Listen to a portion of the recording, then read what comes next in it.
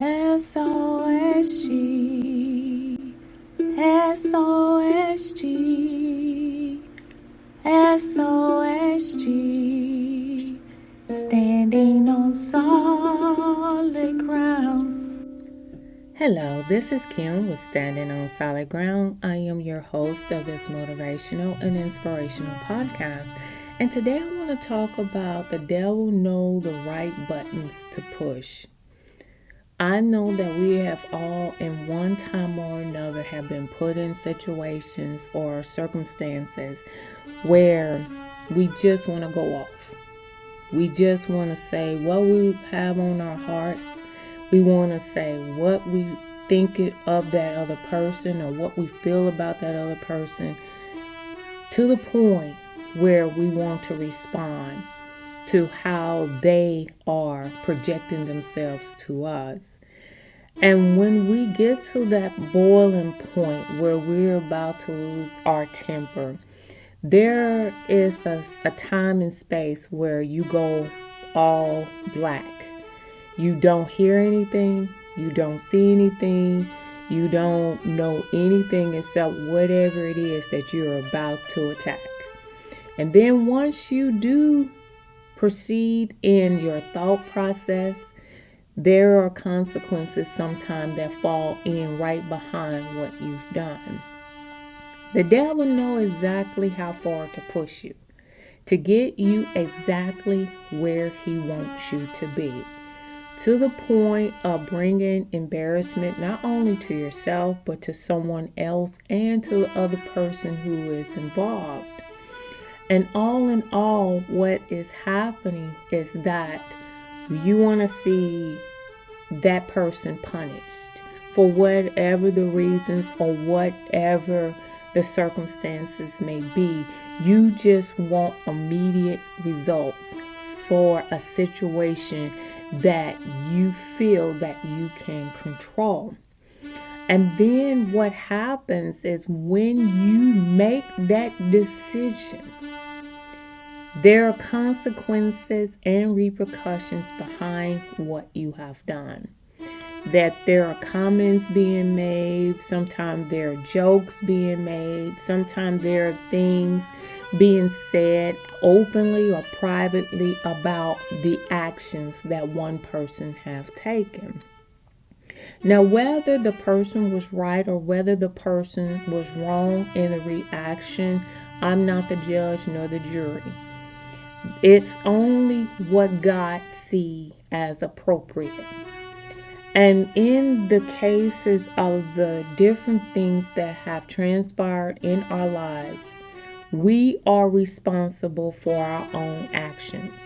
Whenever it's all said, whenever it's all done, we are responsible for what we have done. And many times, in the heat of that moment, we don't think. And that's anybody. It's not just one person or another. And we cannot say if I was that person, I wouldn't have done this. Or if I was this other person, I would have reacted differently. We don't know because we don't know what that person was going through or what was thinking. We don't even know the history. It could have been a long-term history that something have built up over the years, and finally enough was enough and a person responds. Well, Satan, he knows those buttons. He knows what he is doing. And if you ever made the comment, the next time this person says something, I'm gonna do this. Or the next time that person do something that I don't appreciate, I'm going to do that. And God will allow us to act on those feelings because we've already spoken into existence. We have already stated with our lips from our hearts what we were going to do. And 9 times out of 10, if we don't go to the Lord and ask God, please forgive me, they are making me upset because of this, or I'm so tired of hearing them talking about that. If we don't humble ourselves before God, God will allow us to react or respond the way that we projected from our lips, which eventually is coming from our hearts. And when we do that, He allows us to get punished, however we get punished or ridiculed for our actions, because He tries to teach us that vengeance is not ours, it's His. That if we want something to get resolved, we need to come to Him. We need to lay our hearts on the altar and bleed out unto Him to say, God, I am tired of this. I am tired of this person talking about me. I am tired of this person mistreating me. I am tired of them backstabbing me. I am tired. Do something about this. Make them leave me alone, or make them go away, or whatever you are wanting them to do. We have to leave it in God's hands and not take it into our own hands, because when we do that, there is the factor of going to jail, of being sued, of being ridiculed, talked about, put down. The list can go on and on. And this all has stemmed not just from personal effects, but I did see a situation that had happened that really caught me off guard. It really, really caught me off guard. And you can never know what is in a person's mind at the time when they are about to do something. You don't know what pushed that right button to get them over the edge. And sometimes I'm sorry does not fix it. You can apologize from now on until the end of times. But when you apologize, the action never goes away. It plays in your mind over and over again, and you wish that you never did it. You wish that that part of you would have never come out before however many people that have watched it. But it's too late at that point. That's why Satan likes to make a spectacle of us, because he knows that each and every one of us have that point in time where we will lose our cool. And I know that it's easier said than done if it was me. If that was me, I would have done this, or if that was me, I would have done that. But it wasn't you. One thing I always find myself doing is praying and asking God to take control of the wheel. Anytime I am about to start my day or to do something, I ask Him to control my lips, and I ask Him to control my being, because I know that I can say some things that can initiate or regenerate a problem, an argument. And I ask the Lord to keep my tongue and to keep me from going down that road, because I'm tired. I'm tired of doing the same thing over and over and over again. And whenever I talk to God, I always ask for forgiveness for everything that I've done. Even if I didn't do anything, I ask for forgiveness, because it could be something in my thought process or in the way I do things, or I could have mumbled about something. Anything is still not good with God. So I ask God to forgive me of all my sins. That way I cover everything and make me whole. And when I do that, I feel good in my spirit and I feel good within my presence because I know that at that moment, I am pure before God. My heart, my mind, my soul, my body, and my spirit. I am pure. And when I make a mistake, I quickly repent because I know what I either did or said, it wasn't approved by God. And when it wasn't improved, I realized that I'm allowing Satan to push certain buttons with me.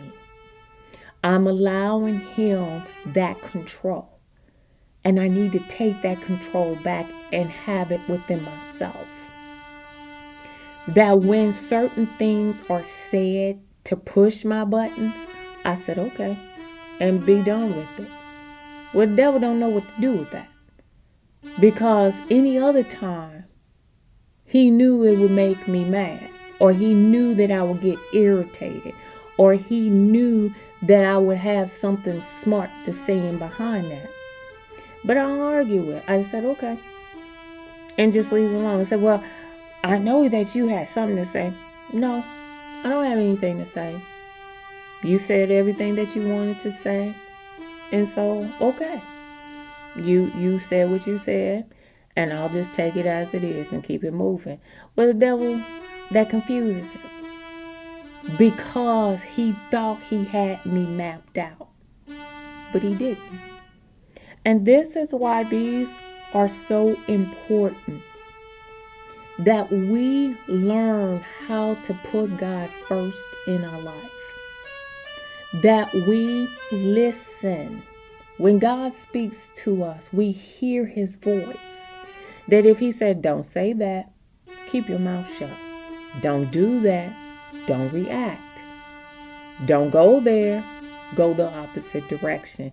Because once you make a move, and you do whatever it is that you felt it was appropriate at that time, understand that there is consequences in your actions. That when you put yourself in that position, you're going to reap the repercussions from it. And God is not going to be too apt to come to your rescue. And the reason why is because you put yourself out there. It's almost like going to a boxing ring or going to a boxing match. And let's just say that you have two heavyweight champions that are about to go against one another. One is the current heavyweight and the other one was a previous heavyweight. And they're getting ready to box one another. And so now the boxing match is over. The match was won in the 7th round with a knockout. Okay. And then you think you big and bad to go and get up in the ring with this heavyweight champion. And think that you're going to whoop him. I'm going to get up in this match and I'm going to show him something. You know what's going to happen? He's going to knock you smooth out. Why? Because you haven't been trained. You don't know his style. You think you know his style. But you don't know his style. You think that you can whoop him. And you think you can do it in one hit.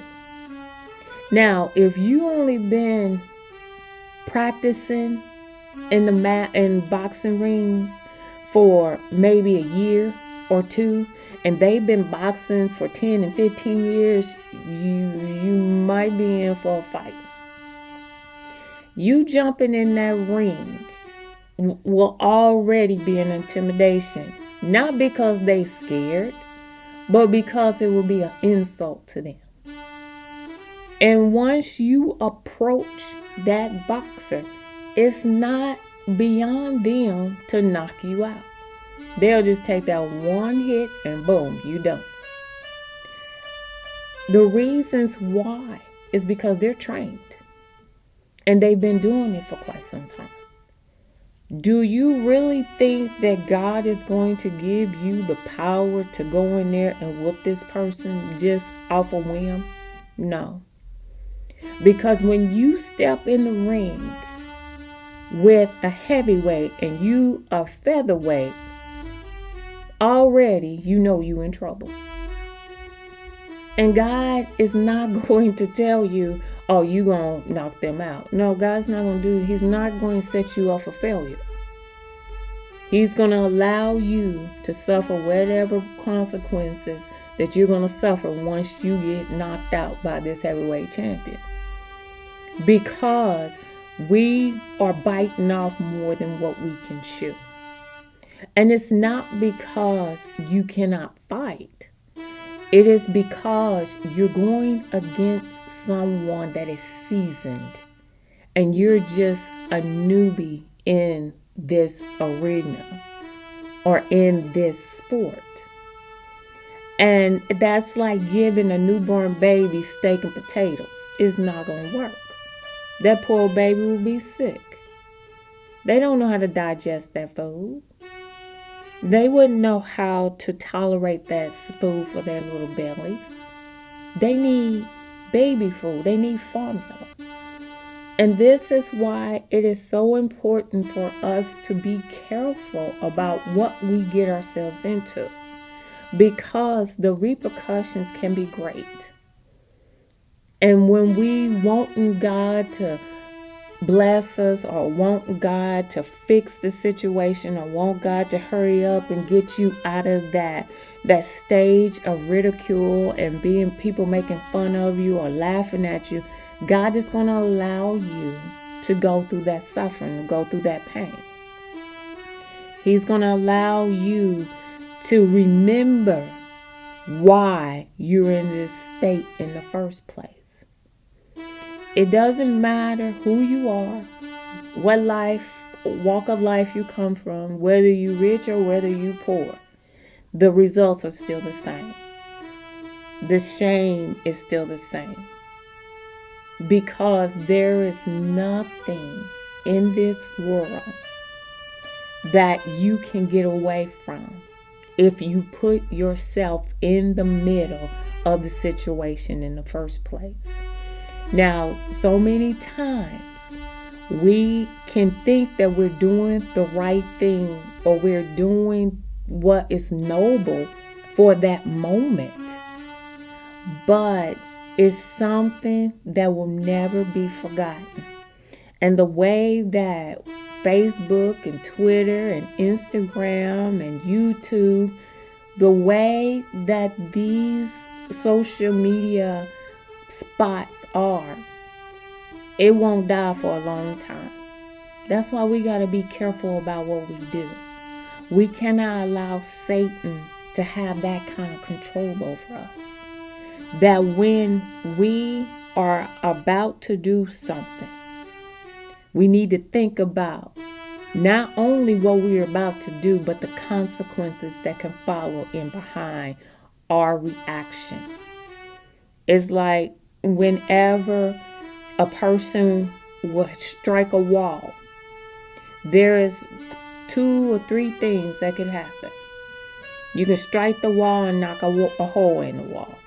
You can break your hand, or you can bust your skin up and break up your knuckles or what have you. Because this is an instant reaction. But the consequences is what's long lasting. We can get revenge, but the after effects is what is going to linger the longest. If we think about it. A woman that gave birth to a baby. Now, in that instant of her giving birth to this child, the pain of pushing this baby out is over. But there are other pains after the baby is born. The soreness, the stiffness, and all the things that our bodies go through after the birth of the child. That, yes, we have this little bundle of joy. But the after effects, or what they call the aftermath, is different. It's long lasting. Not forever, but it does last some time. So whenever we get to the point where we're about to lose our cool, and we're about to do something that could be detrimental to our health, our reputation, our credibility, our everything. We need to stop and think. Am I allowing the devil to push that button to push me right over the edge? What would be the best results? Would this be okay for me to do this? Or should I just sit here, hold my cool, and deal with it on another level? And 9 times out of 10, when you have time to think about it, you'll have a better solution. Don't let the devil push your buttons. Don't let him have the upper hand. The minute you do, there is a lot that you will have to pay for after the fact. This is Kim with Standing on Solid Ground. You have yourself a wonderful and blessed day.